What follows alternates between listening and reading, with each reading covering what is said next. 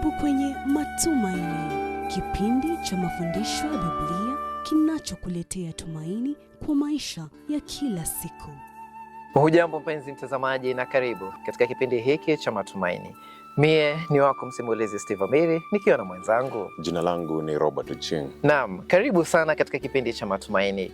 Kipindi hiki kinakufunza mengi kuhusu Biblia. Tunafurahi kuwa pamoja nawe siku hii ya leo tunapojifunza kuhusu neno la Mungu kutoka katika kitabu cha Wakolosai.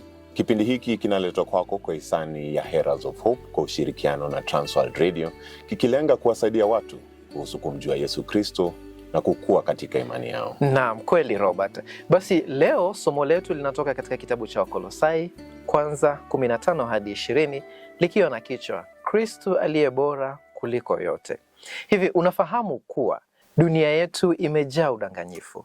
Watu wasio waaminifu huwatega wengine kwa kutumia uzembe wao ili kuwanyang'anya pesa zao na mali yao, Robert. Tatizo hili si jipya. Limekuwepo tangu dhambi ilipoingia katika familia ya mwanadamu.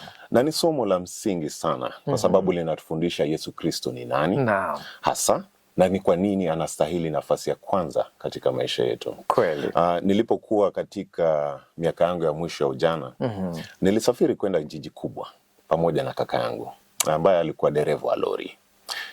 Tukiwa barabarani, mwanaume mmoja alinijia akiwa amevaa saa nyingi mkononi. Takribani dazeni moja hivi. Alikuwa pengine ananuia kuangazia mambo fulani katika maisha, sio? Tutayaangazia hayo.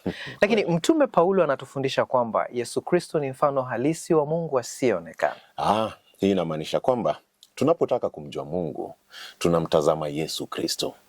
Yesu, yeye si kiumbe aliumbwa, bali ndiye Mungu, muumba wa vyote. Ni ukweli, ni ukweli. Robert, Paulo anasema kuwa kwa yeye vitu vyote viliumbwa, na vilivyo mbinguni na duniani, vinavyoonekana na visivyoonekana. Na si hivyo tu Amiri, bali vyote vinavyosimama na kuendelea kuwepo kwa sababu Kristo ndiye anayevishikilia pamoja. Swali kuu ni hili. Je, ni nini kinachofanya dunia ibaki katika mzunguko wake kwa mpangilio kamili? Ni Kristo. Jibu ni Kristo. Yeye ndio chanzo na mlinzi wa uhai wote duniani. Naam. Kristo na kanisa.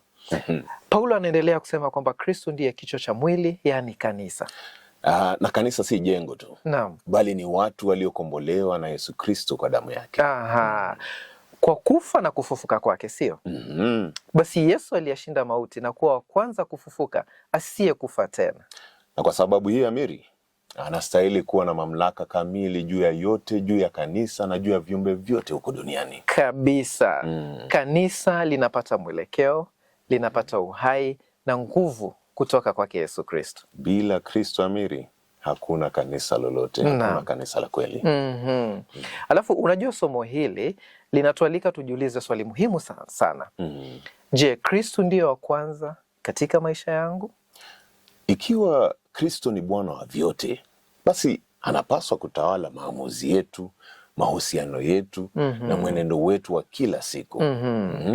Yesu alikuwa kichwa cha kanisa kwa sababu alitukomboa kwa damu yake msalabani, sio? Lakini nguvu yake ya ushindi haikuishia msalabani tu, iliendelea hadi kwenye ufufuo. Wajua, Paulo anasema hivi, Yesu ni mzaliwa wa kwanza kutoka kwa wafu.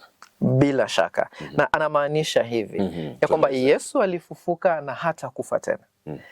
Hakuna mwingine aliyefanya hivyo. Ni kweli kabisa. Naam. Basi Paulo anasema Mungu alipendezwa kukaa kikamilifu ndani ya Yesu. Amiri, ina maana Yesu ana mamlaka kamili kuwapatanisha watu na Mungu. Amani yetu na Mungu ililetwa kupitia damu ya Yesu Kristo msalabani. Naam. Na unajua Kristo aliye bora kuliko yote anatualika tumtii na tutii kwa mioyo yetu yote. Ndani yake tunapata msamaha wa dhambi, tunapata amani ya kweli na tumaini la uzima wa milele. Bila shaka Robert. Shukrani sana mpenzi mtazamaji kwa kuweza kuwa nasi katika kipindi hiki cha Matumaini.